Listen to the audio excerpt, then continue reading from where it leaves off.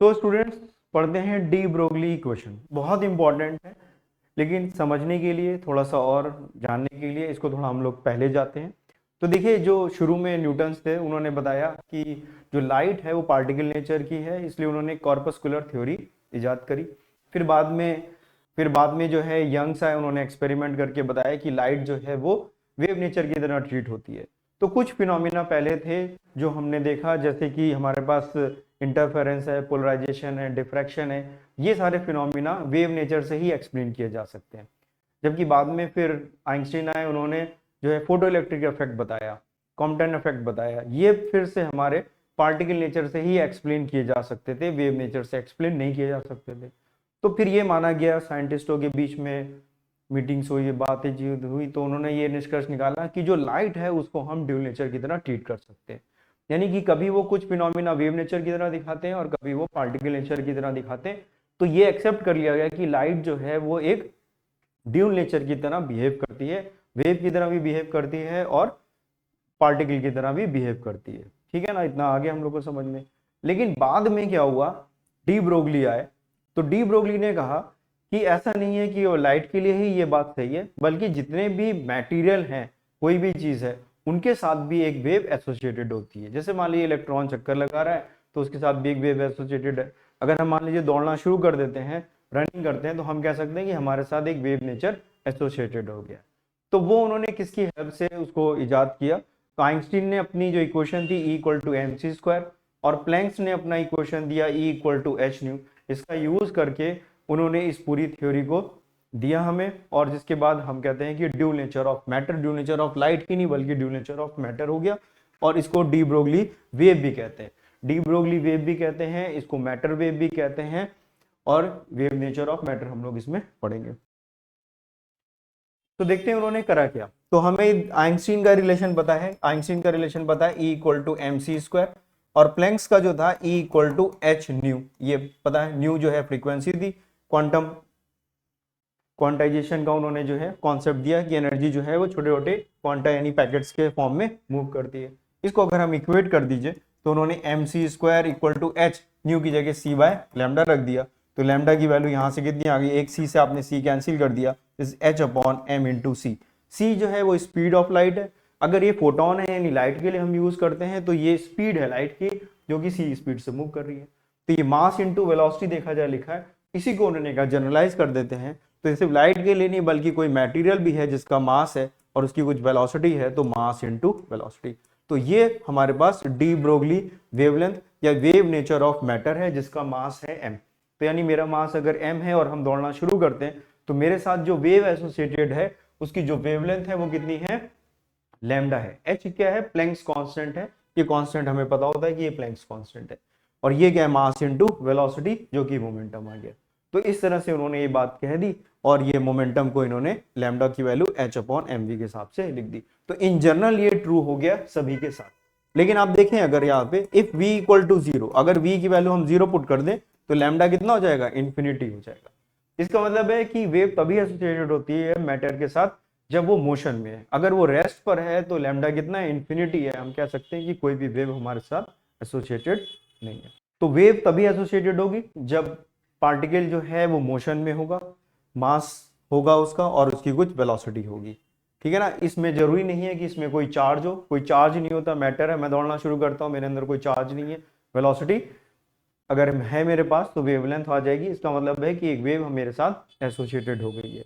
Electromagnetic wave की तरह ये नहीं है। इलेक्ट्रोमैग्नेटिक वेव में जो चार्ज पार्टिकल हैं वो एक्सेलरेट करते हैं, तो यहाँ पर ऐसा कोई कॉन्सेप्ट नहीं है। केवल एक सिंपली है, कोई मास अगर है, जिसमें मास है, कोई मैटर है और वो मूव कर रहा है, तो उसके साथ एक वेव एसोसिएटेड हो जाती है जिसकी वेवलेंथ इतनी हो जाती है। अब इसमें कुछ फॉर्मूले हैं, उन फॉर्मूले का यूज करके हम लोग सारी चीजें फाइंड कर लेते हैं। इसकी हेल्प से ही उन्होंने इलेक्ट्रॉन माइक्रोस्कोप हम लोग यूज करते हैं, लैब वगैरह में होता है, आईटी वगैरह में, तो उसका बनाया गया इसी की हेल्प से, इसी कॉन्सेप्ट की हेल्प से। तो बहुत इंपॉर्टेंट कॉन्सेप्ट है और इसमें बहुत सारे क्वेश्चन, थोड़े बहुत नहीं, भरे पड़े क्वेश्चन हर साल समझ लीजिए पेपर में एक सवाल इसमें जरूर आता है। तब इसके हम लोग कुछ फॉर्मूले देख लेते हैं यहाँ पर। तो कुछ फॉर्मूले देखिए हमने यहाँ पे लिखा है। तो डी ब्रोगली वेवलेंथ कितनी हो गई, lambda h/p momentum, H. P को हम लोग क्या लिख सकते हैं, पी को हम लोग लिख सकते हैं मोमेंटम और एनर्जी में 2m इंटू के क्या है, काइनेटिक एनर्जी है, काइनेटिक एनर्जी। और काइनेटिक एनर्जी किसके बराबर होती है, q multiplied by v। v यहाँ पर क्या है, v stand for potential difference. v क्या है यहाँ पर, पोटेंशियल डिफरेंस। p क्या है, पोटेंशियल डिफरेंस। और q क्या है, चार्ज है। तो वर्क डन जो होता है q इंटू वी हो जाता है, और वर्क एनर्जी थ्योरम से काइनेटिक एनर्जी ये हमारे पास आ जाती है। काइनेटिक एनर्जी अगर हम लोग को उसके फॉर्म में लिखना है तो इसको हम लोग half M we square, v velocity हो जाती है, यहाँ पर ये वैल्यू आ जाती है। तो याद रखिए ये फॉर्मूले हम लोग को अगर पता है तो इसी से बहुत सारे प्रॉब्लम्स आराम से हो जाते हैं, कोई दिक्कत नहीं आती। लेकिन इसमें किसके लिए है, अगर मास है यहाँ पर तो, ठीक है। इसके अलावा अगर फोटोन है तो याद रखिए फोटोन का रेस्ट मास 0 होता है। फोटोन अगर है तो फोटोन के लिए हम लोग केवल E equal to h c by lambda लिख सकते हैं, यही हम लोग को लिखना पड़ेगा। और P is equal to h by lambda लिख सकते हैं।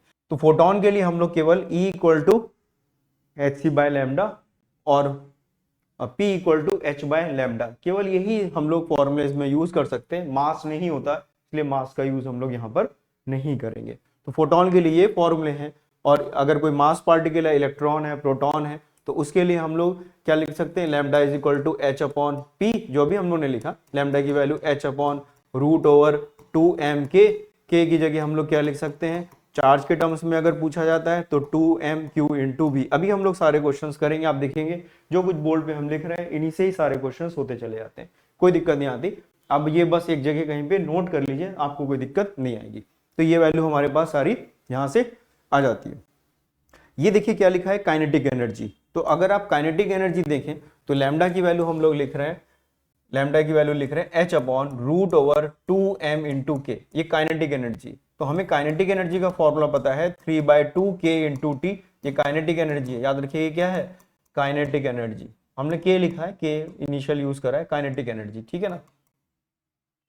और यहाँ पे ये क्या है, ये है बोल्ट्जमैन्स कांस्टेंट, बोल्ट्जमैन्स कांस्टेंट, जिसको हम लोग 1.38 10 की पावर माइनस 23 लिखते हैं। के की वैल्यू ये हम लोग किसमें पढ़ते हैं, 1.38 इंटू 10 की पावर माइनस 23।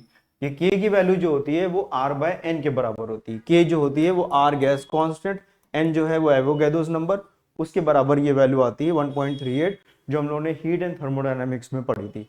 तो अगर, और ये टी क्या है, टी क्या है, तापमान है, जो कि टेम्परेचर है किसमें, इन केल्विन स्केल। याद रखिएगा ये किसमें है, केल्विन स्केल में। तो ये वैल्यू अगर हम यहाँ पे पुट कर दें तो ये h upon root over 2m, और ये वैल्यू लिख देंगे तो 3/2 इंटू के इंटू टी, ये कैंसिल हो गया। तो आपके पास यहाँ पे लैम्डा की वैल्यू कितनी आ गई, h upon root over 3m के टी।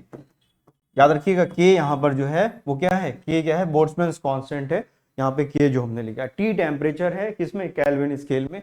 तो इस पे बेस्ड क्वेश्चंस भी कई बार पूछे जाते हैं, जहां पर आपको टेम्परेचर दिया होगा। तो कभी भी आपको किसी में क्वेश्चन में टेम्परेचर दिया और वेवलेंथ से रिलेट किया गया तो समझ लीजिए यही फॉर्मूला आपको यूज करना है, और आपको इसमें और कुछ ऐसा नहीं करना। तो अब आपसे जितने भी क्वेश्चंस हैं इसमें आराम से आप सारे क्वेश्चंस कर लोगे, कोई दिक्कत इनमें आपको नहीं आएगी।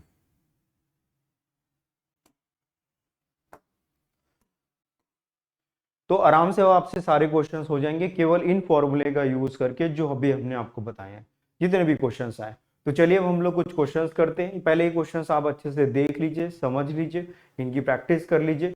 इसमें इतना कॉन्फिडेंस से हम कह सकते हैं कि इसके अलावा जितने भी क्वेश्चंस आए हुए हैं, बाकी इतने क्वेश्चंस करने के बाद जो हम आपको यहाँ पे कराएंगे, सारे क्वेश्चंस आपसे हो जाएंगे, कोई दिक्कत नहीं आएगी। तो जितने भी अलग अलग तरह के कॉन्सेप्ट के क्वेश्चंस हैं वो सारे यहाँ पर आपको हम करा देते हैं ताकि आपको क्लैरिटी आ जाए। तो चलिए स्टार्ट करते हैं हम लोग इसका पहला सवाल।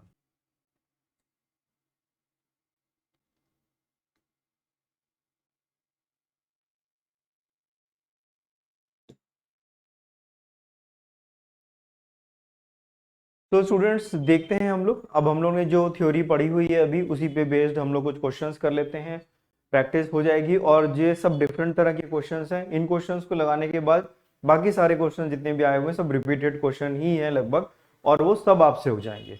इसलिए बहुत इंपॉर्टेंट है, जो चीज़ बताई जा रही है उसको बहुत ध्यान से सुनिए और इन क्वेश्चंस को देखिए कि कैसे किए जा रहे हैं, और इनको खुद ट्राई भी करिएगा। तो पहला क्वेश्चन हम लोग करते हैं, ये भी 2022 का 29 जुलाई का है। A proton and the alpha particle are accelerated through the same potential difference. The ratio of the de Broglie wavelength of proton to that of the alpha particle पूछा गया आपसे। तो इसमें क्या फॉर्मूला लगाएंगे, हमें वेवलेंथ पूछा गया है, पोटेंशियल डिफरेंस सेम है, तो हमें कौन सा फॉर्मूला इसमें लगाना है जिसमें पोटेंशियल डिफरेंस सेम हो।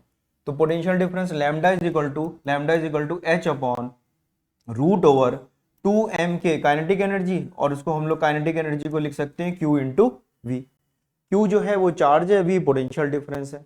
तो आप अगर देखो इसमें तो जो लैम्डा है वो मास पे डिपेंड कर रहा है। देखिए V सेम है, यहाँ पे V दोनों के लिए सेम है, H सेम है, 2 सेम है, तो लैम्डा जो है वो केवल मास पे और चार्ज पे डिपेंड करेगा, इसी तो डिपेंड करेगा।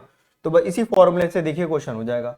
तो प्रोटॉन का मास अगर m है और चार्ज q है, तो अल्फा पार्टिकल में कितना मास होता है 4m, 2 प्रोटॉन होते हैं 2 न्यूट्रॉन होते हैं, तो इसका मास हो जाएगा 4m, और इसमें 2 प्रोटॉन होने की वजह से चार्ज कितना हो जाएगा 2q चार्ज हो जाएगा।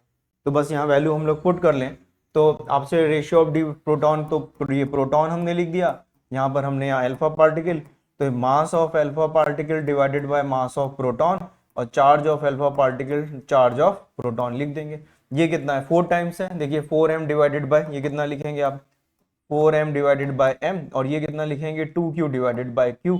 तो ये वैल्यू कितनी आ जाएगी 2√2, तो 2√2 8 हो जाएगा ना, बाकी तो सब ये कैंसिल हो गया, हमारे पास 8 बचा, 8 मतलब 2√2, तो 2√2:1 आंसर आ जाएगा आराम से। क्वेश्चन कौन सा ऑप्शन हमारा सही हो गया, डी ऑप्शन हमारा इसमें करेक्ट हो गया। तो बिल्कुल आसान सा सवाल था, आराम से हो गया। तो अब इसमें अगला सवाल देखते हैं हम लोग, देखिएगा।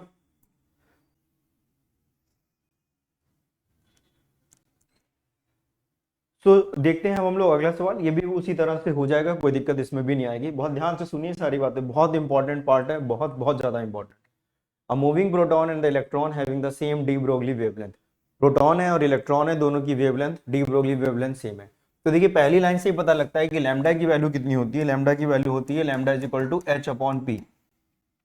तो दोनों का जो है मोमेंटम सेम होगा, लैम्डा अगर सेम है, एच तो कांस्टेंट ही है, तो मोमेंटम सेम हो जाएगा। मोमेंटम पहले में भी दिया हुआ है, तीसरे में, चौथे में, इसमें नहीं दिया, तो ऑप्शन बी तो हर हालत में गलत है, इसमें कोई डाउट नहीं है, ये काम हो गया। अब हमें इसमें एनर्जी भी चेक करनी पड़ेगी।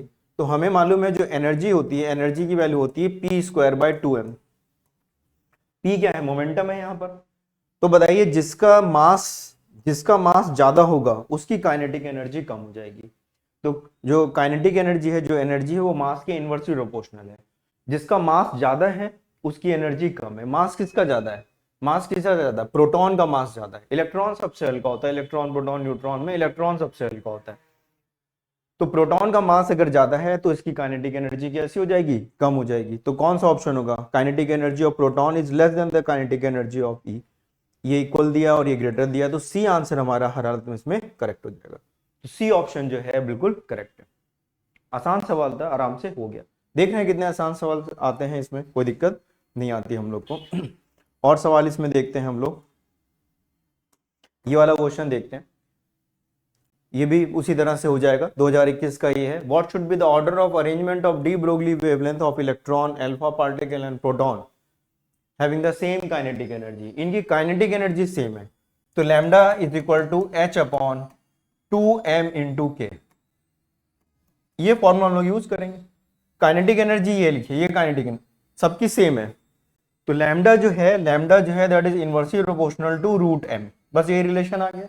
तो जिसका मास सबसे ज्यादा होगा उसकी वेवलेंथ सबसे कम हो जाएगी। तो आप बता दीजिए इसमें सबसे कम मास किसका है, सबसे कम मास याद रखिए इलेक्ट्रॉन का है, इलेक्ट्रॉन सबसे कम मास का है, फिर अल्फा पार्टिकल है और फिर प्रोटॉन है। तो अल्फा पार्टिकल के अंदर ही प्रोटॉन होता है, तो सबसे कम है, सबसे हल्का जो है वो इलेक्ट्रॉन है, तो सबसे ज्यादा वेवलेंथ इसी की होगी। तो इलेक्ट्रॉन की वेवलेंथ मैक्सिमम होगी, और इक्वालिटी तो हो ही नहीं सकती क्योंकि सबके मास अलग अलग है। तो ये तो गलत हो गया, तो सी आंसर देखिए सही है।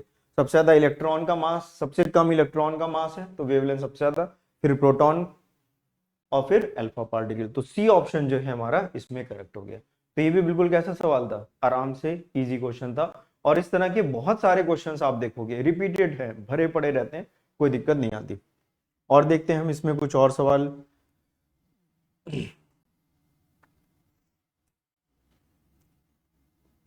ये वाला क्वेश्चन देखिए, ये और भी आसान सवाल है, कोई दिक्कत नहीं। 2021 का, the particle of mass 4m at rest disintegrate into 2 particle of mass m and 2m respectively having a non zero velocity. तो एक 4m हमारे पास मास था, ये बिखर गया टुकड़ों में, तो एक m मास हो गया और एक 3m मास हो गया, नेट फोर्स 0 था, तो इसके पास कुछ वेलोसिटी v1 आ जाएगी, इसके पास वेलोसिटी कुछ v2 आ जाएगी, नेट फोर्स पूरे सिस्टम पे 0 है। तो इसका जो लीनियर मोमेंटम है वो कैसा होगा, कंजर्व होगा। The ratio of de Broglie wavelength पूछी गई है, तो ratio of de Broglie wavelength तो लैम्डा इज इक्वल टू कितना होता है, h अपॉन पी।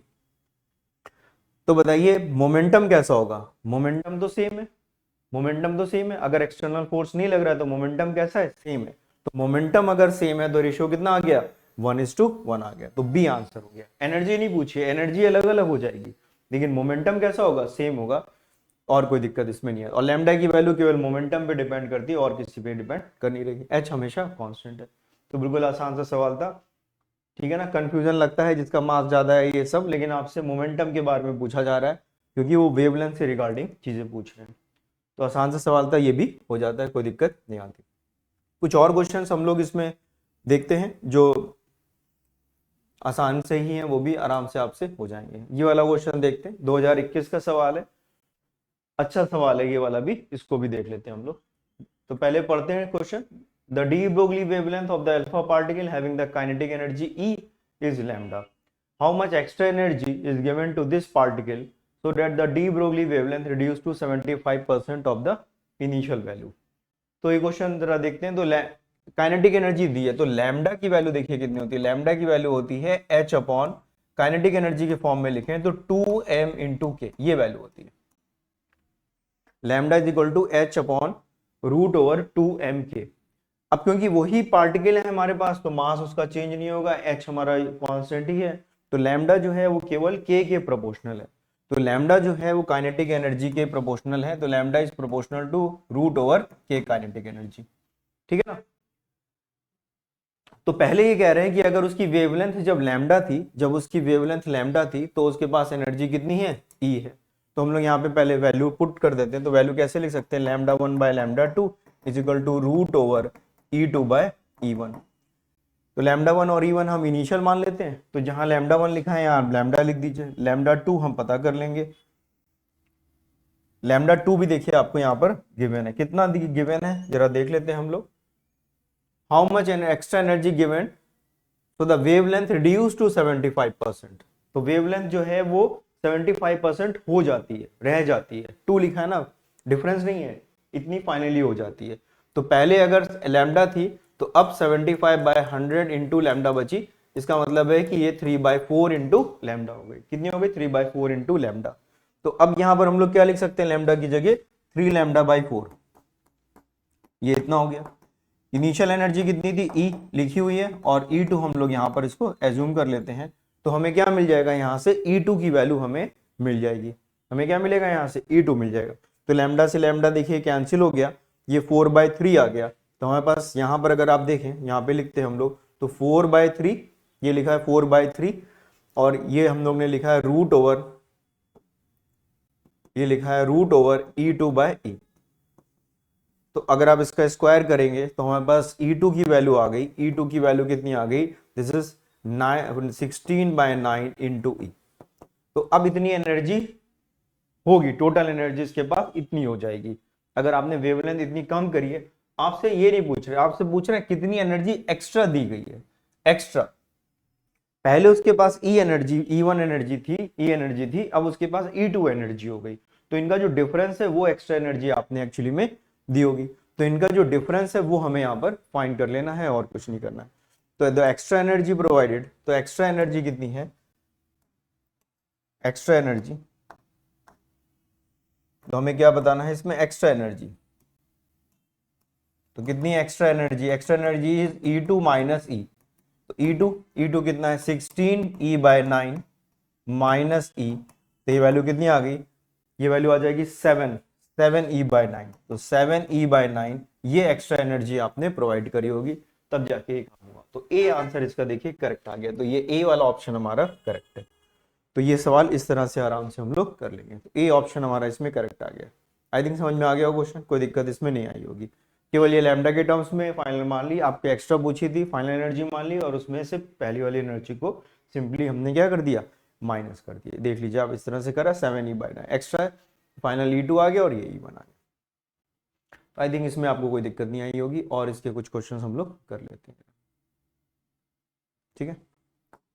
और कुछ क्वेश्चंस देखते हैं हम लोग, इसमें सारे क्वेश्चंस इंपॉर्टेंट हैं, बहुत ध्यान से सारे क्वेश्चंस को आप देखिए और इनको करिए, ठीक है।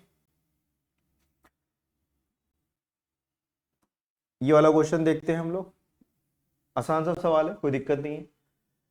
Electron is moving with initial velocity v not i cap, ये याद रखिए आई कैप के अलॉन्ग है।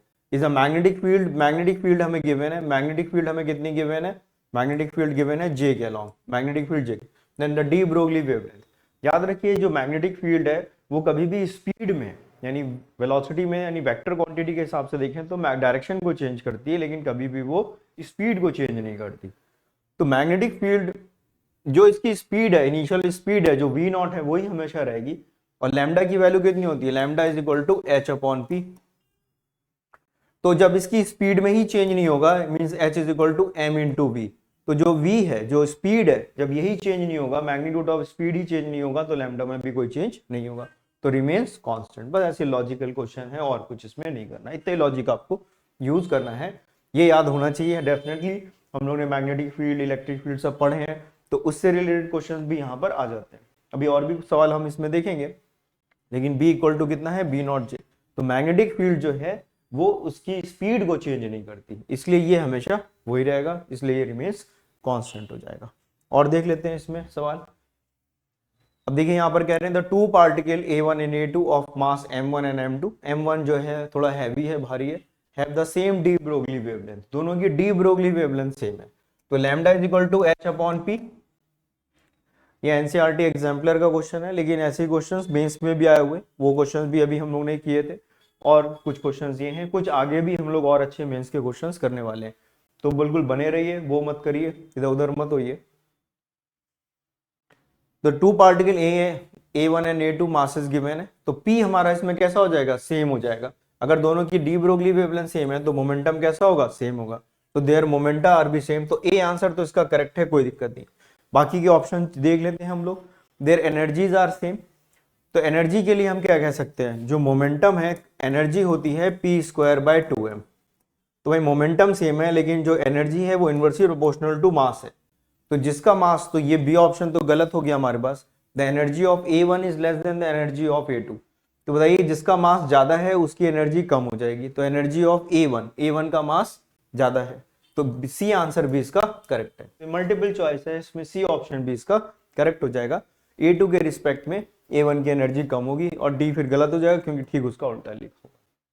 तो आसान सा सवाल था, ये भी आराम से हो गया, थोड़ा लॉजिक, लेकिन इस तरह के क्वेश्चंस करके हम लोग को कॉन्सेप्चुअल क्लियरिटी थोड़ी सी मिलती है, एक जो है ना वो दिमाग थोड़ा सा खुल जाता है एकदम से, तो ये एक हमारे साथ हो। सो स्टूडेंट्स, इस तरह के क्वेश्चंस लगाने से हम लोग को जो है कॉन्सेप्ट क्लियरिटी अच्छी आती है, थोड़ा थ्योरेटिकल क्वेश्चंस लगाने पे तो जो छोटे मोटे हम लोग के कंफ्यूजिंग वाले पॉइंट्स होते हैं वो सब हट जाते हैं। और सवाल करते हैं, अगला सवाल बच्चों इसमें करते हैं हम लोग, ये हम लोगों ने कर लिया था, और देखते हैं इसमें क्वेश्चंस। तो अगला सवाल देखते हैं स्टूडेंट्स हम लोग इसमें। तो देखिए ये वाला सवाल बहुत अच्छा सवाल है, बहुत इंपॉर्टेंट सवाल है, ठीक है ना। तो electron with initial velocity v, और इस तरह के क्वेश्चन आए हुए भी हैं, ऐसा नहीं है कि यही सवाल होगा, और इस तरह से भरे हुए हैं क्वेश्चन इसी टाइप के जो आपसे आराम से हो जाएंगे इस सवाल को समझने के बाद। The electron the initial velocity v not i cap v not j cap. तो ये देखिए इनिशियल वेलोसिटी इसकी गिवन है v not i cap v not j cap, ठीक है ना। इज एन इलेक्ट्रिक फील्ड किस डायरेक्शन में, के कैप के अलॉन्ग है। इलेक्ट्रिक फील्ड किस डायरेक्शन में, के कैप के अलॉन्ग है। तो जो फोर्स लगता है, जो एक्सेलरेशन होता है, तो एक्सेलरेशन की वैल्यू हो जाएगी QE/m। देखिए इलेक्ट्रिक फील्ड का थोड़ा कॉन्सेप्ट इसमें यूज कर रहे हैं हम लोग। तो जो चार्ज पार्टिकल है वो के डायरेक्शन में मूव करना स्टार्ट करेगा, माइनस के लिखा है तो माइनस के अलॉन्ग मूव करेगा, क्योंकि माइनस साइन भी लगा हुआ है। तो जो इलेक्ट्रॉन है वो माइनस के अलॉन्ग मूव करेगा, तो एक एक्स एक्सिस के अलॉन्ग जा रहा है, कितनी स्पीड है, v not i cap v not j cap. तो आई के अलॉन्ग और जे के अलॉन्ग इसकी v नॉट स्पीड दी हुई है, और के अलॉन्ग जो है वो इलेक्ट्रिक फील्ड है, जिसकी वजह से उसकी स्पीड लगातार क्या होगी, चेंज होगी, क्योंकि एक्सेलरेशन लग रहा है। तो अगर हम v जे के अलॉन्ग इसकी वेलोसिटी लिखें, वेलोसिटी अलॉन्ग के कैप, सॉरी के अलॉन्ग अगर हम लिखें तो कितनी हो जाएगी, एक्सेलरेशन u + at लगा दें, तो इनिशियल वेलोसिटी कितनी है 0, केवल इसी के लॉन्ग वेलोसिटी के तो कुछ लिखा नहीं है। एक्सेलरेशन कितनी हो जाएगी e divided by m multiplied by t। तो k कैप के लॉन्ग याद रखिए k कैप के लॉन्ग जो इसकी जो वेलोसिटी आ रही है किसी टाइम पर वो इतनी आ रही है। कितनी आ रही है? Small E charge of an electron, E electric field, m into T. ये वैल्यू हमारे पास आ रही है। क्लियर है? इतना आ गया हम लोग को समझ में। अब देखिए इसमें हम लोग क्या करेंगे, तो इनिशियल इसमें दिया है लैम्डा नॉट। देखिए इनिशियल वेलोसिटी जो है वो केवल इतनी है, और उस वक्त जो उसकी डी ब्रोगली वेवलेंथ है वो कितनी है? Lambda naught. और किसी टी टाइम के बाद वो पूछ रहे हैं कि अब उसकी वेवलेंथ कितनी हो जाएगी। ठीक है ना? तो पहले हम लोग लिख लेते हैं, यहां पर इनिशियल के लिए लिख दें यहां पर। तो देखिए जरा आप इनिशियल के लिए, इनिशियली उसकी वेवलेंथ कितनी है? लैम्डा। स्पीड कितनी है उसकी? वी नॉट आई कैप और वी नॉट जे कैप। ठीक है ना? हर चीज बिल्कुल डिटेल में हम लोग देखते हैं। तो lambda is equal to H upon p, p मतलब मास इंटू वेलोसिटी। तो ये है lambda naught h upon m, और ये v कितनी हो गई? इसका अगर आप मैग्नीट्यूड देखोगे तो मैग्नीट्यूड कितना आ जाएगा? √2 टाइम्स ऑफ वी नॉट। ये वैल्यू आ जाएगी। तो ये वैल्यू आ गई हमारे पास √2 वी नॉट। ये आ गई हमारे पास इक्वेशन नंबर 1, जो हम अभी बाद में इसका यूज कर लेंगे। ये वैल्यू आ गई हमारे पास। अब देखिए यहां पर क्या होगा, अब क्या होगा बाद में, at time t, at any time t. अब किसी टाइम टी पर अगर हम देखें तो उसकी वेलोसिटी कितनी होगी? वेलोसिटी हो जाएगी v naught i cap, v naught j cap plus देखिए क्या है, कौन सी वेलोसिटी? ये velocity e m by t किस डायरेक्शन में है? के लॉन्ग है। ठीक है ना? के लॉन्ग। तो हम ये लिख सकते हैं e m by into t into j cap. ये माइनस साइन आप चाहें तो यहाँ पे लगा दीजिए, इलेक्ट्रॉन के लिए माइनस साइन ऑलरेडी हमने यूज कर लिया मान लीजिए। तो ये आगे हमारे पास, सॉरी के कैप है, ये के लिख देते हैं। तो ये कितना आ गया? के कैप। अब इसका मैग्नीट्यूड अगर आप देखेंगे तो ये मैग्नीट्यूड कितना आ जाएगा? ये तो यही वैल्यू आ जाएगी √2 वी नॉट स्क्वायर, तो हो जाएगा 2 वी नॉट स्क्वायर प्लस ये वैल्यू जाएगी E square, E capital E square T square by M square, और इस पूरे का आपने कर दिया क्या? रूट कर दिया। ठीक है ना? तो ये वैल्यू हमारे पास यहां पर आ गई इस वक्त वेलोसिटी। ठीक है? तो ये वेलोसिटी आएगी। तो अब नया लैम्डा हमारे पास जो यहां पर आएगा, ये हम लोग यहां पे लिखते हैं। तो अब जो लैम्डा हम लोग के पास आएगा, तो lambda is equal to H upon mass into velocity. अब वेलोसिटी हमें ये पूरी लिखनी पड़ेगी। तो ये वेलोसिटी हो गई 2 we naught square plus e square capital E square T square by M square. ये वैल्यू आ गई, और इस पूरे का आपने क्या कर दिया? पावर 1/2। पावर 1/2 पूरा रूट में है ना, तो पूरे की पावर 1/2 आपने यहाँ पर करनी पड़ेगी आपको। तो ये इस तरह से हम लोग इसमें लिखेंगे। ठीक है? तो ये हमने यहाँ पर लिखा। बस इसको थोड़ा सॉल्व कर लेंगे, इस लैम्डा नॉट के टर्म्स में इसको लिखना है। अब आप बताइए इसमें से अगर ये 2 वी नॉट स्क्वायर अगर हम बाहर कर दें, लेकिन ये रूट के जब बाहर आएगा तो वैल्यू कितनी आ जाएगी? Lambda is equal to H upon m √2 we naught. बताइए ये वैल्यू आ जाएगी, और इसके अंदर कितना बचेगा? यहां पर आ जाएगा 1 plus e square capital E square T square by M square, और ये और आ जाएगा तो 2m square we naught square की पूरे की पावर 1/2। बताइए कुछ इस तरह से इसमें वैल्यू आ जाएगी हमारी। अब आप जरा इधर देखिए, ये क्या लिखा हुआ है हमारे पास? ये क्या लिखा हुआ है? ये क्या लिखा है? ये ऑलरेडी क्या लिखा हुआ है? लैम्डा नॉट ही लिखा हुआ है।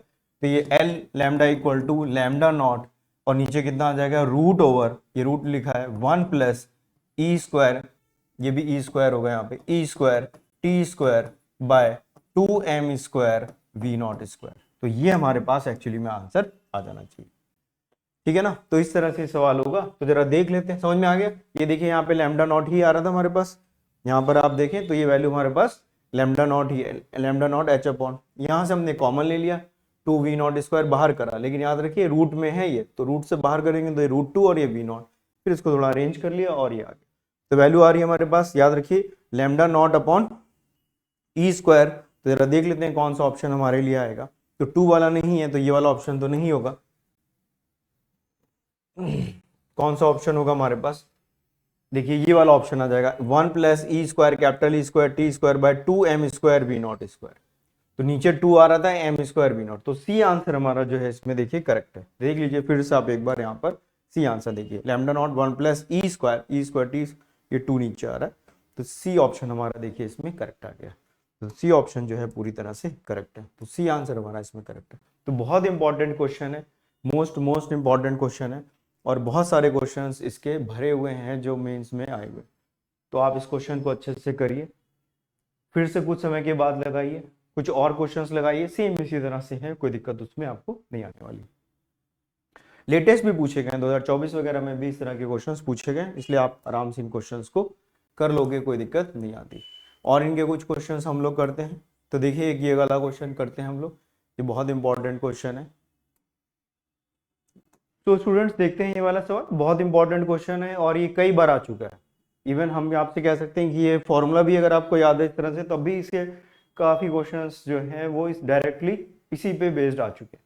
लेकिन फिर भी हम आपसे ये कहेंगे कि कॉन्सेप्ट हमें क्लियर होना चाहिए, याद है ठीक है, नहीं याद है तो भी आराम से क्वेश्चन कर सकते हैं हम लोग, कोई दिक्कत नहीं है। तो बहुत इंपॉर्टेंट क्वेश्चन है, रिपीटेड क्वेश्चन है, कई बार आ चुके हैं, बहुत अच्छा क्वेश्चन हमने ऑलरेडी यहाँ पर मोस्ट इंपॉर्टेंट लिख रखा है। तो इस तरह के क्वेश्चन हम लोग को जरूर आने चाहिए, और सिर्फ याद करना हमारे लिए ठीक नहीं है, थोड़ा हानिकारक हो सकता है, और हमें समझना ज़्यादा ज़रूरी है। फिजिक्स में अगर आपको क्लैरिटी है कॉन्सेप्ट की तो बेटर है, लेकिन मेंस में कई चीज़ें क्योंकि टाइम का बचत करनी होती है तो कई चीज़ें हम लोग को याद भी रखनी पड़ती है। लेकिन याद करना ही केवल याद करना ही लेकिन ठीक नहीं है, वो थोड़ा हानिकारक है। इसलिए कॉन्सेप्ट की क्लैरिटी भी हमें ज़रूरी होनी चाहिए, और साथ में थोड़ा याद भी रहे तो भी बेटर है। जैसा हो सकेगा वहां पे वैसे ही यूज कर लेंगे। तो electron moving with the speed v, the photon moving with the speed c, having the de Broglie same way de Broglie wavelength है, the ratio of kinetic energy पूछी गई है। तो देखिए जो फोटोन की एनर्जी होती है, याद रखिए जब भी एक इलेक्ट्रॉन या फोटोन आ जाए जिसमें एक का मास नहीं होता, इलेक्ट्रॉन का तो मास होता है लेकिन फोटोन का मास नहीं होता, तो थोड़ा सा ध्यान रखना पड़ेगा हम लोगों को कि क्या हम लोग यूज कर सकते हैं। तो इलेक्ट्रॉन और फोटोन, तो फोटोन के लिए जब हमें एनर्जी लिखनी होगी तो फोटोन के लिए हम लोग एनर्जी लिखेंगे, फोटोन के लिए हम लोग एनर्जी क्या लिखेंगे, और देखिए सब आपको इसमें गिवन है, तो इसी को हम लोग यहाँ पर यूज कर लेते हैं। अगले पेज पे जाते हैं और यहाँ पर अब हम लोग लिखते हैं। तो फोटोन के लिए अगर हम देखें यहाँ पर फॉर फोटोन, तो फोटोन के लिए हम लोग E equal to h c by lambda लिखते हैं। लैम्डा सेम है तो लैम्डा की वैल्यू आ गई एच सी अपॉन ई हमने यहाँ पे किसके लिए लिख दिया, फोटोन के लिए। ये क्वेश्चन नंबर 1 आ गई हमारे पास, इतना आ गया हमारे पास। अब हम लोग लिखेंगे इलेक्ट्रॉन के लिए। इलेक्ट्रॉन के लिए अगर देखें आप तो फॉर इलेक्ट्रॉन, तो इलेक्ट्रॉन के लिए हम लोग lambda is equal to H upon root over 2m into E लिख सकते हैं। ये इलेक्ट्रॉन लिख दीजिए और ये इलेक्ट्रॉन, क्योंकि इलेक्ट्रॉन का मास होता है इसलिए इसको हम लोग h upon root over 2m e जो है वो काइनेटिक एनर्जी, या इस केस में एनर्जी जो भी हम कह रहे हैं, लैम्डा ई जो एनर्जी के करस्पॉन्डिंग है, यहाँ पर हम p लिख देते हैं ताकि ये फोटोन के रिस्पेक्ट में, ठीक है। और वो ये क्या कह रहे हैं, देखिए यहाँ पे क्या कहा जा रहा है, ये कह रहे हैं कि दोनों की वेवलेंथ कैसी है, डी ब्रोगली वेवलेंथ बराबर है। तो रेशियो ऑफ काइनेटिक एनर्जी पूछी गई है, kinetic energy of electron divide by, तो अगर ये बराबर है तो इक्वेट कर दें हम लोग इसको, तो इक्वेट कर देते हैं हम लोग, इक्वेट कर देते हैं। तो लैम्डा पी की वैल्यू जो है वो लैम्डा ई के बराबर गिवन है।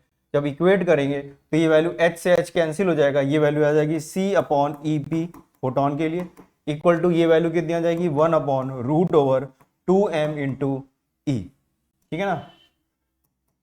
ये वैल्यू आ गई। आपको क्या बताना है, रूट आपको बताना है ई, मतलब आपको क्या फाइंड करना है, हमें फाइंड करना है इसका रेशियो, ये फाइंड करना है हमें, एक्चुअली में ये फाइंड करना है the energy of electron to the energy of photon. तो अब क्या करें बताइए, इसमें हमें जुगाड़ करना पड़ेगा। तो यहाँ रूट में है तो यहाँ पर भी आप एक रेशनलाइज करने के लिए रूट ई लिख लीजिए, और ऊपर भी आप एक रूट ई से ऊपर नीचे मल्टीप्लाई कर देंगे, कोई दिक्कत नहीं। तो अब आप देखिए यहाँ पर वैल्यू कितनी आ गई, ये रूट ई हो गया, और इसको हम इस साइड शिफ्ट कर देंगे, सी को इधर ले आएंगे। तो जरा देखते हैं क्या आ जाएगा हमारे पास यहाँ पर। तो यहाँ पर हम देखें अगर कितना आएगा, तो देखिए ये वाला जो टर्म है, ये वाला पूरा टर्म मिलके कितना हो गया, ई इधर आ गया। तो देखिए वैल्यू आ गई E divided by E P, ये आ गया, ठीक है। कितना बचा, ये सी नीचे आ गया, तो ये 1/c हमने यहाँ पे लिख दिया। और क्या बचा हमारे पास, ये रूट ई ऊपर है, तो रूट ई ऊपर ये आ गया हमारे पास, और नीचे कितना है, ये 2m है, तो ये 2m भी आप यहाँ पर लिख दीजिए, ठीक है। ये आ गया। ये क्या है, काइनेटिक एनर्जी ऑफ इलेक्ट्रॉन, तो इसकी वैल्यू कितनी होगी, that is equal to half M we square, ये वैल्यू होगी। v उसकी वेलोसिटी हमें ऑलरेडी मेंशन है, देख लीजिए आप। इलेक्ट्रॉन्स के लिए लिख रहे हैं तो इलेक्ट्रॉन के लिए हमें उसकी स्पीड कितनी दी है, v दी हुई है, मास इतना दिया हुआ है। तो यहाँ पर आप वैल्यू पुट कर दीजिए, तो 1/c और ये वैल्यू हो जाएगी half mv² divided by 2m। तो यहाँ से आप देखेंगे तो m से m कैंसिल हो जाएगा, ये 1/4 बाहर आ जाएगा, तो वैल्यू v/2 बाहर आ जाएगा, तो ये हो जाएगा v/2c। तो ये आंसर आ गया हमारे पास, जो इलेक्ट्रॉन और फोटोन के बीच का जो रेशियो है that is equal to v/2c। जरा चेक कर लेते हैं अपना कौन सा आंसर इसमें से मैच कर रहा है। तो v/2c जो है वो बी में दिया हुआ है, तो ये ऑप्शन अपना पूरी तरह से करेक्ट है। तो इस तरह से ये सवाल होगा, तो थोड़ा अवेयर रहिए जब फोटोन आ जाए, फोटोन और इलेक्ट्रॉन दोनों आ जाते हैं, फोटोन में हम लोग m जो है नहीं लिखते। इस तरह से करना होता है क्वेश्चंस, इसलिए बहुत इंपॉर्टेंट क्वेश्चन है। इस क्वेश्चन को आप दोबारा फिर से करिएगा कुछ समय के बाद, और इसमें और आपको क्लियरिटी आ जाएगी। तो आई होप आपको ये वाला सवाल तो समझ में आ गया होगा। और सवाल देखते हैं हम लोग, और क्वेश्चन एक करते हैं इसमें हम लोग, देखते हैं कौन सा क्वेश्चन इसमें हमारा अब रह गया। एक क्वेश्चन मुझे लग रहा है एक और बचा हुआ है, वो क्वेश्चन भी हम लोग कर लेते हैं। एक नहीं, दो क्वेश्चन बचे हुए हैं, कर लेते हैं। तो एन इलेक्ट्रॉन ऑफ मास है, ये भी उसी तरह से हैविंग एंड द फोटोन। देखिए इलेक्ट्रॉन भी है और फोटोन भी है। ये क्वेश्चन आप चाहें तो खुद से एक बार ट्राई करिए और फिर इसको करिए, बिल्कुल उसी कॉन्सेप्ट में उसी तरह से दिया हुआ है। तो फोटोन है, इलेक्ट्रॉन है, सेम एनर्जी है। वहां पे क्या था, उनकी वेवलेंथ सेम थी, यहाँ पर इनकी एनर्जी को सेम दिया हुआ है और वेवलेंथ का रेशियो पूछा गया। वहां पे हमें पिछले वाले सवाल में वेवलेंथ जो है वो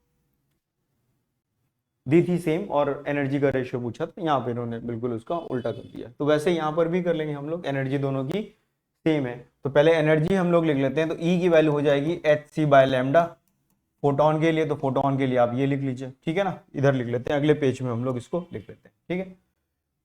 तो एनर्जी फॉर फोटोन के लिए अगर हम लिखें तो फोटोन के लिए एनर्जी हो जाएगी hc/λ, ये फोटोन के लिए लिख लिया हम लोग ने। और इलेक्ट्रॉन के लिए देखें तो इलेक्ट्रॉन की वेवलेंथ इतनी हो गई, तो h/√2m × e, ये इलेक्ट्रॉन के लिए हम लोग ने लिख लिया, ठीक है ना, ये लिख लिया हमने। रेशियो ये आपसे पूछा जा रहा है कि कितना होगा, तो दोनों केस में जो एनर्जी है वो बराबर है हमारे पास, एनर्जी दोनों में कैसी इक्वल है। तो पहले यहाँ से एनर्जी निकाल लेते हैं। तो ये वैल्यू अगर आप इधर ले जाएंगे, स्क्वायर करना पड़ेगा एक्चुअली में आपको, तो ये वैल्यू कितनी आ जाएगी, ये वैल्यू आ जाएगी h²/λe², और ये वैल्यू आ जाएगी 2m। देख लीजिए हमने क्या करा, इसका स्क्वायर किया, एक्चुअली में इधर ले गया, इसका स्क्वायर किया, इसको इधर शिफ्ट कर दिया, तो ये तो 2m हो जाएगा, ये h² ये λ²। अब वो क्या कह रहे हैं यहाँ पर, ये एनर्जी और ये एनर्जी कैसे बराबर है, देखिए ये तो लिखा हुआ है, ठीक है ना, having the same energy, same energy लिखा हुआ है, तो सेम एनर्जी है तो इक्वेट कर दीजिए। जब इक्वेट कर देंगे तो hc/λp that will be equal to h²/λe² × 2m। तो एक h से h ये कैंसिल हो जाएगा, ठीक है। अब वैल्यू हो गया आ गई हमारे पास, वेवलेंथ आपसे पूछा गया था, तो ये वैल्यू आ गई हमारे पास λe², एक λe इधर शिफ्ट कर दीजिए, और ये आ गया हमारे पास λp, इधर कितना आ गया h/2m, 2m ये है और c है, ये लिखा हुआ है, और साथ में ये एक λe यहाँ पर और बच गया, तो λe भी हम यहाँ पर फिलहाल लिख लेते हैं, ठीक है ना। हमें एक्चुअली में इसी का रेशियो पूछा गया था जो उधर लिखा हुआ है, तो जरा देख लेते हैं। रेशियो हमें इसी का पूछा गया है, लेकिन आपको यहाँ पर ई दिया हुआ है, इनकी एनर्जी दी हुई है। देखिए यहाँ ऑप्शन भी ई के टर्म्स में, तो इलेक्ट्रॉन की जो एनर्जी है वो हमें दी हुई है, दोनों की एनर्जी हमारे पास बराबर है, तो कोई फर्क नहीं पड़ेगा। तो इलेक्ट्रॉन की एनर्जी जो है वो एक्चुअली में किसके बराबर है, ई के बराबर है। तो ये जो एनर्जी हमें गिवन है ये किसके इक्वल है, ई के बराबर है, यही तो वैल्यू ई के बराबर है। तो जहां पर हम लोग ने ये लैम्डा की वैल्यू पुट करी है, ये वैल्यू यहाँ पर हम लोग इसमें पुट कर दें, ये तो कर दें। तो लैम्डा ई की वैल्यू यहाँ पर हम जरा पुट करते हैं तो कितनी वैल्यू आ जाएगी, इसी को सॉल्व कर लेते हैं। तो ये h/2mc ये हमने लिख दिया, और यहाँ पर अगर आप लैम्डा की वैल्यू देखें तो कितनी लिखी है, लैम्डा ई की वैल्यू h, ये वैल्यू हो गई h, आपने यहाँ लिख दिया, और √2m × e लिख दें बस यहाँ पर, इसी की तो एनर्जी ई दी थी, यही ई के बराबर दिया हुआ है हमारे क्वेश्चन में। तो आप देख लीजिए यहाँ से ये h से h तो कैंसिल हो गया, ठीक है ना, और ये √m और ये इधर लिखा हुआ है, तो ये वैल्यू एक्चुअली में देखा जाए तो √e तो ये आ गया, और ये 2m, ये रूट यहाँ से शिफ्ट होके इधर आ जाएगा, तो ये वैल्यू आ गई 2m। इस पूरे की पावर कितनी आ गई 1/2, और यहाँ पे कितना बचा c, देखिए c एक अलग बचा हुआ है, ये रूट, देखिए √2 से ये √2 यहाँ से आप कैंसिल करके रूट इधर शिफ्ट कर दोगे, m से भी रूट इधर शिफ्ट कर दोगे, तो और e तो e/2 1/c, ये वैल्यू आ गई। तो जरा देख लेते हैं कौन सा ऑप्शन अपना करेक्ट है। तो E अपॉन 2m, तो ए आंसर हमारा इसमें देखिए करेक्ट आ रहा है। 1/c E अपॉन 2m, ये तो आ रहा है E अपॉन 2m, ये वैल्यू आ रही, तो ए आंसर हमारा इसमें करेक्ट है। तो ये ऑप्शन जो है पूरी तरह से करेक्ट आ रहा है और कुछ नहीं, इतना ही आंसर था हमारे पास। तो इस तरह के हम लोग ने जितने भी क्वेश्चंस किए, यही सारे क्वेश्चंस क्या है, रिपीटेड क्वेश्चंस है, बार बार ये आए हुए हैं।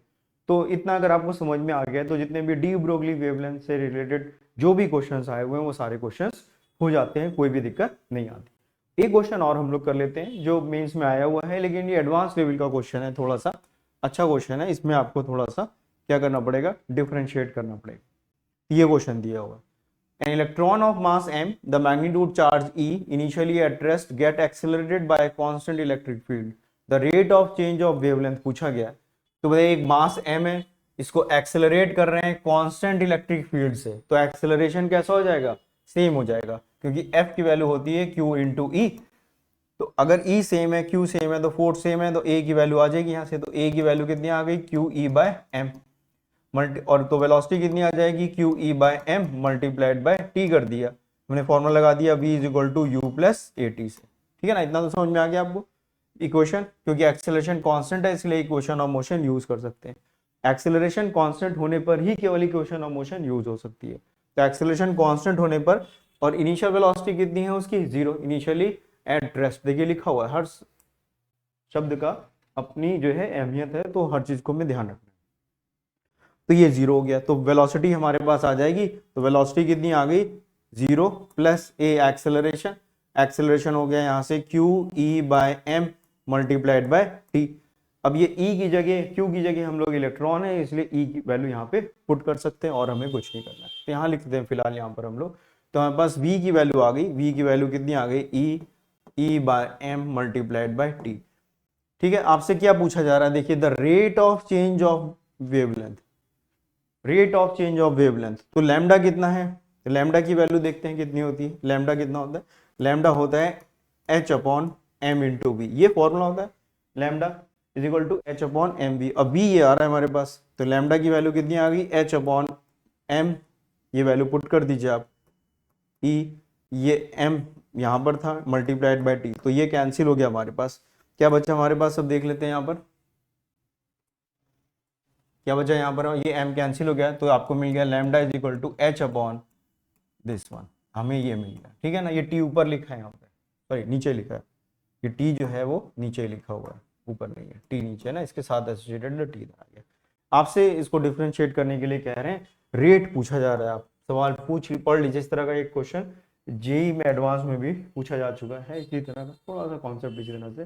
तो आपसे पूछा rate of change of de Broglie wavelength, तो डी ब्रोगली वेवलेंथ ये आ गई हमारे पास, रेट पूछ रहे हैं किस रेट से ये चेंज होगा, तो इसको डिफरेंशिएट कर दीजिए एक्चुअली में, तो हमें क्या करना पड़ेगा, इसको डिफरेंशिएट करना पड़ेगा, तो D lambda by D T करेंगे, तो ये will H upon small E into T square, और माइनस के साथ ही आ जाएगा, तो वैल्यू आ गई minus H upon E into E T square, नीचे आ गया, तो ये वैल्यू आ गई। चलो देख लेते हैं कौन सी वैल्यू हमारे पास आ रही है, वैसे तो माइनस में दिया हुआ है, नीचे टी स्क्वायर आना चाहिए, तो देखिए टी स्क्वायर यहाँ भी नहीं है, यहाँ पर भी नहीं है, यहाँ पर भी नहीं है, तो बी आंसर हमारा केवल करेक्ट हो जाएगा। देखिए बी आंसर जो है इसका करेक्ट है। तो इस तरह से फिलहाल ये सवाल हम लोग आराम से कर लेते हैं, थोड़ा डिफिकल्ट है लेकिन आया हुआ है, 2020 का क्वेश्चन है, अच्छा सवाल है कह सकते हैं इसको। तो अब हम लोग ने जो है डी ब्रोगली वेवलेंथ के जितने भी क्वेश्चंस किए हैं उनसे बाकी के सारे क्वेश्चंस हो जाएंगे, चाहे इजी चाहे डिफिकल्ट, किसी भी तरह के सारे अलग अलग तरह के क्वेश्चंस हमने आपको यहाँ पर करा दिए। तो स्टूडेंट्स आई होप आपको सब समझ में आ गया होगा, अगर आपको फिर भी कुछ लगता है तो प्लीज़ कमेंट करके बताइए, चैनल को सब्सक्राइब कर दीजिए, लाइक कर दीजिए। Wish you all the best and take care.